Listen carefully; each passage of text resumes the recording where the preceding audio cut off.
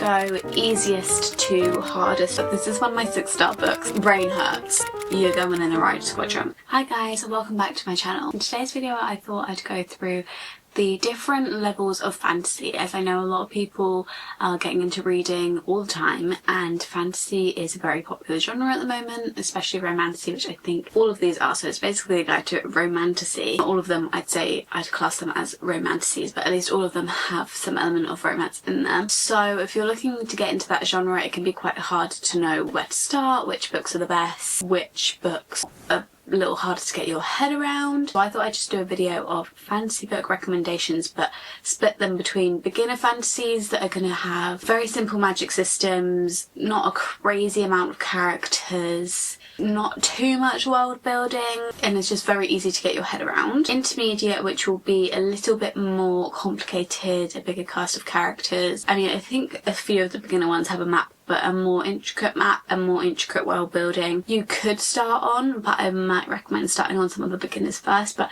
you could probably start on an intermediate fantasy. And then we'll go to advanced fantasy. Now advanced fantasy is not going to be high fantasy. As I said, this is like more of a romantasy fantasy recommendation. Next year coming up, I am looking to get more into my fantasy without romance, because I feel like I've kind of exhausted the romantasy genre a little bit for me. Maybe they still have a tiny bit of romance in or a few subplots, but that's not anywhere near the main point of the fantasy book. I think a lot of people look down on romantasies and think that they're not going to be advanced fantasies because they have a strong plot of romance in them, but a lot of these fantasies have very intricate world building and are harder to get your head around, and I would not recommend them going into them for your first fantasy. But once you are more seasoned in the fantasy genre, I think that these are really amazing books. So they're not going to be the most high fantasy ever, because obviously a large part of the pages is taken up by a romance story as well, so I don't want to hear it in the comments. So I'm going to start off with beginner fantasies.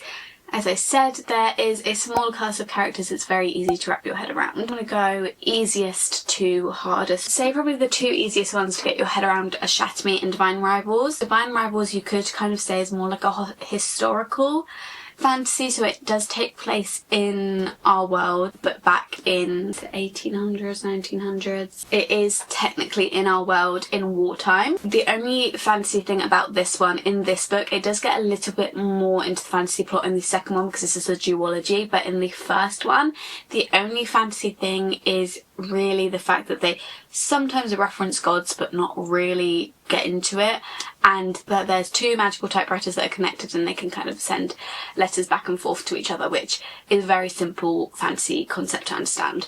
So say if you're looking for one of your first fantasies, this is a really good one to go for. This one follows, this one I have to remember names, Iris and Roman. Iris and Roman work together at this newspaper and they are rivals, they don't like each other. Iris's brother goes to war and she tries to write these letters to her brother with this typewriter, but it turns out that this typewriter is actually magical and it's delivering the letters to Roman, and they start exchanging letters back and forth. She doesn't know who she's writing to, but Roman kind of guesses that it's her, and so it's letters back and forth, which I absolutely love letters. Kind of like enemies to lovers, like work rivals to lovers. I just thought this was so whimsical. I loved the setting of it being like in this world, but just with a little tiny bit of fantasy. It was so easy to wrap your head around. I thought that the romance was so beautiful. It's also young adult, so it's obviously going to be easier to get your head around. There's no spice in it. Yeah, I'd say this is probably one of the easiest fantasies I've ever read to wrap your head around, but in the second one it does get a little bit more into the fantasy plot, which I didn't enjoy it as much. My camera battery's already flashing. Then we have Shatter Me, technically a dystopian fantasy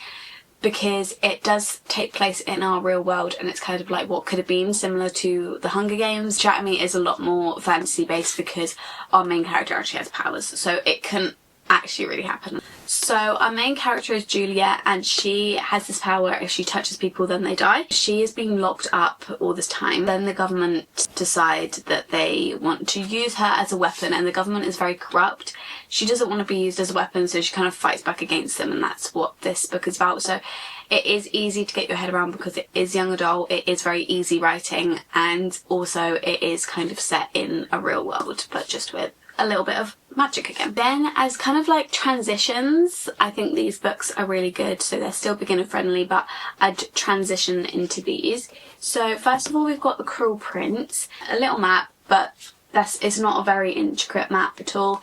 It's got quite a small cast of characters. It's quite easy to understand.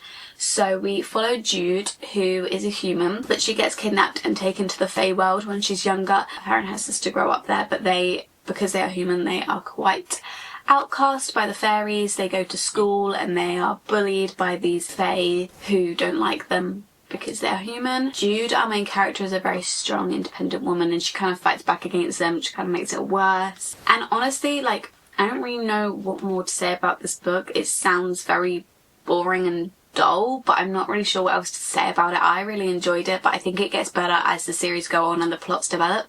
But in this book, that's kind of what happens. There's not too much romance in this book either.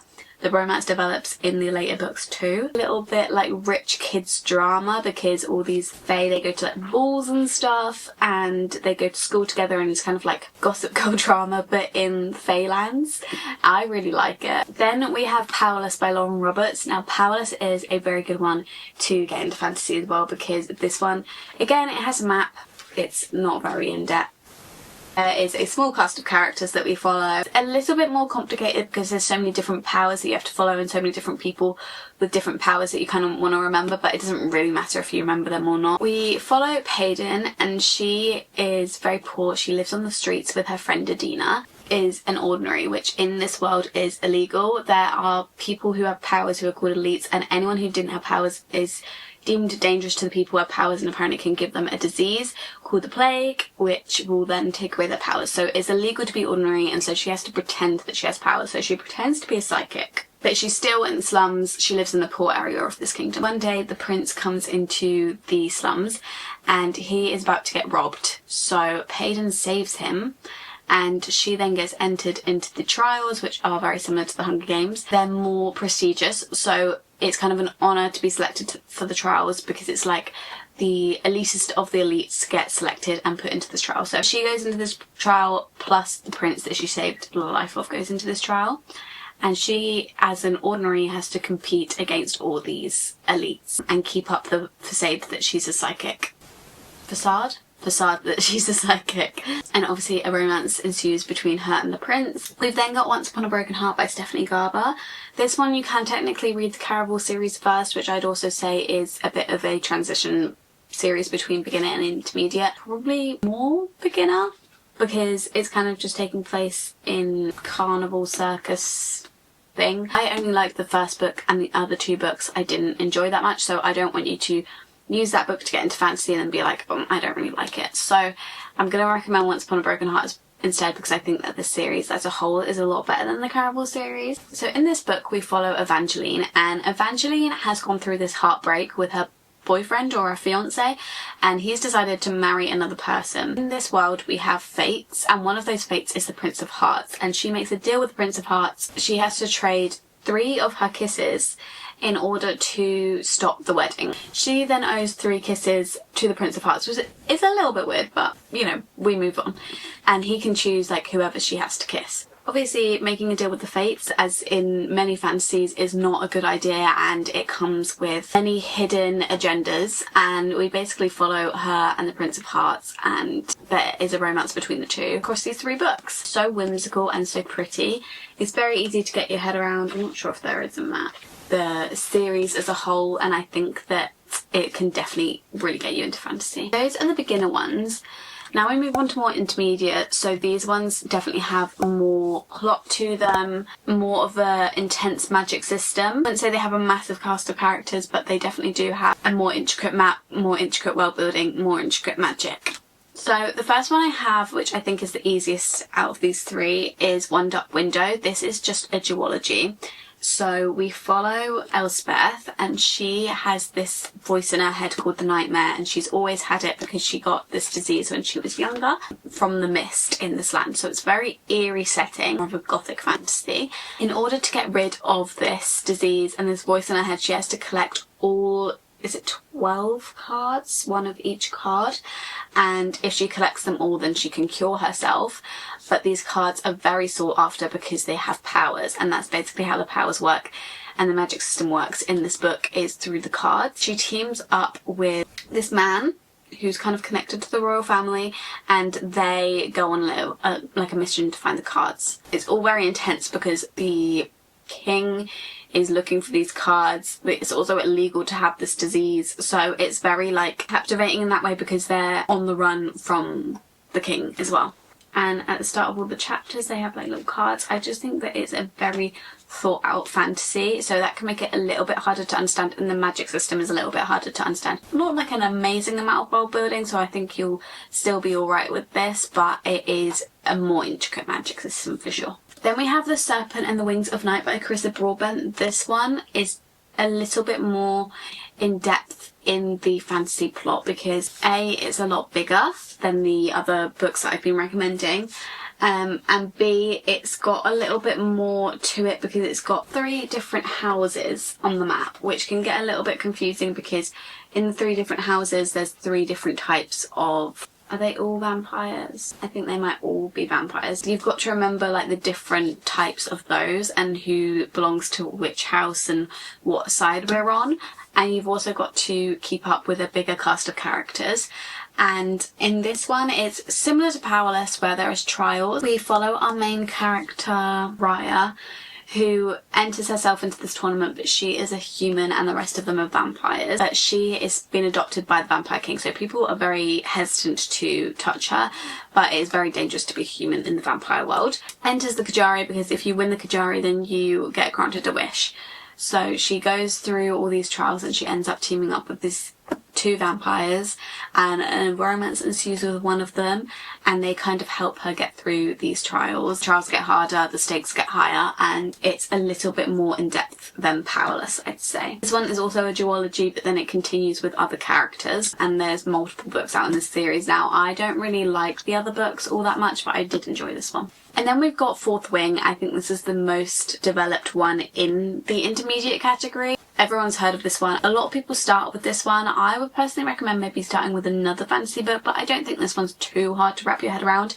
It is definitely a lot more world building, especially as you go on in the books. Like Iron Flame and Onyx Dawn, they're a lot harder to understand than this one, which is why I think that although this one's not terribly hard to understand, it might be better to start with a few other fantasies first because it does get more and more complicated. Sorry about that, my camera just ran out. I hope the lighting and the position hasn't changed too much, but as I was saying, crazy intense in the first one, but it does get a little bit more into the fantasy plot as we go along. But this first one more follows Violet and trials and challenges that she has to do in order to get a dragon, so it's a little bit easier to understand. I do have, however, a few more maps in this one and quite a few more powers.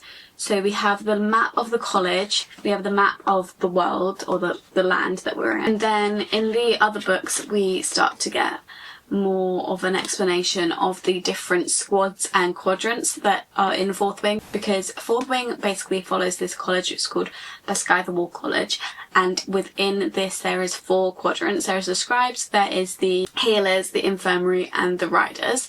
And then within the Riders quadrant we have 4 wings, and then within that there are quadrants, and then within that there's squads. I can't even really remember myself, but there is a lot more to remember. And then all these different characters in this book have different powers, and you are trying to keep up with all their powers. And as well as that, as we go into the book, they all gain dragons.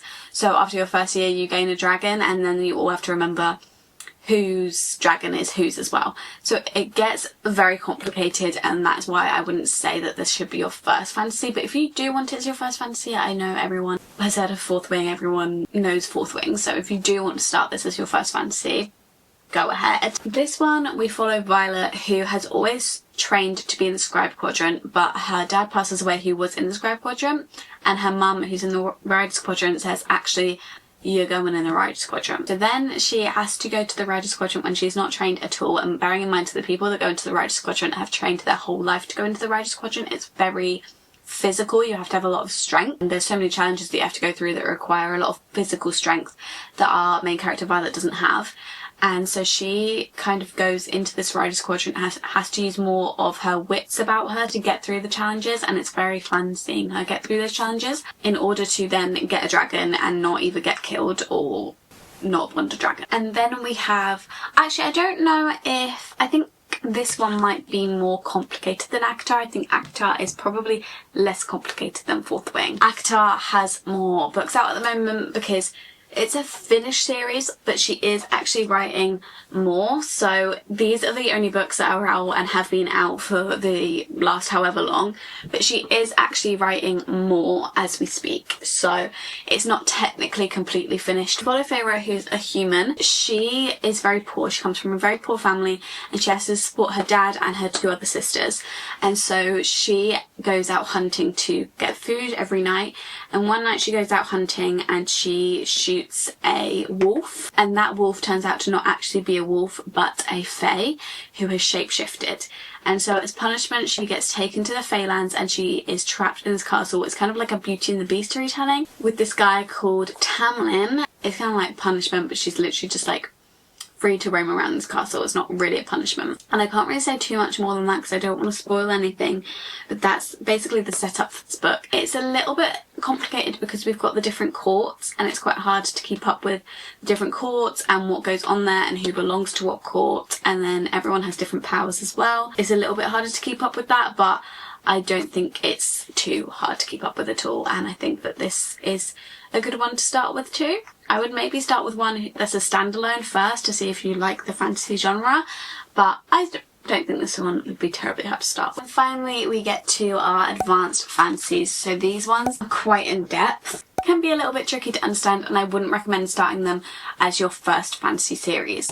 So first of all, I'd say probably the least hard to understand is Dance of Thieves, but I do think that this has quite intricate world building, and I have heard a lot of people kind of skip out on it because of the first 100 pages. They're kind of complicated to understand, you know, kind of world building for the first like 100 pages.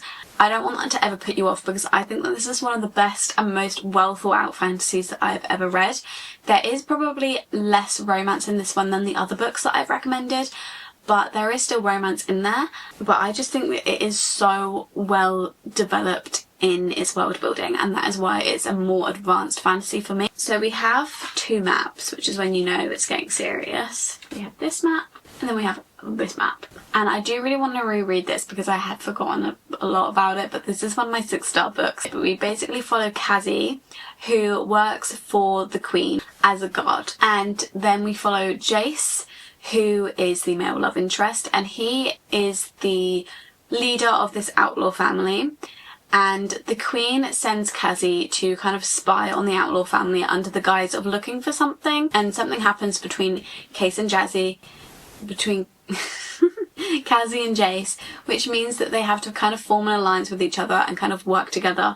So then they form a little bit of a bond, but there's kind of that betrayal there because Cassie's actually there to investigate his family. Yeah, there's not too much in the way of like magic there, but it's quite intricate world building.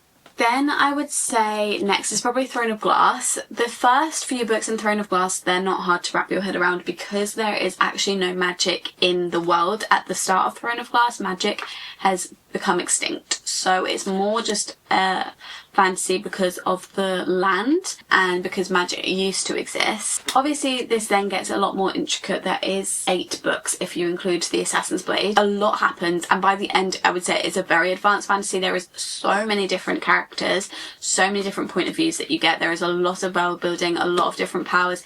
Even I didn't really understand, like I couldn't even really keep up with what was going on, which is why I'm actually doing a reread at the minute. But I always think that when you say Throne of Glass is an advanced fantasy, everyone's like, no, it's not.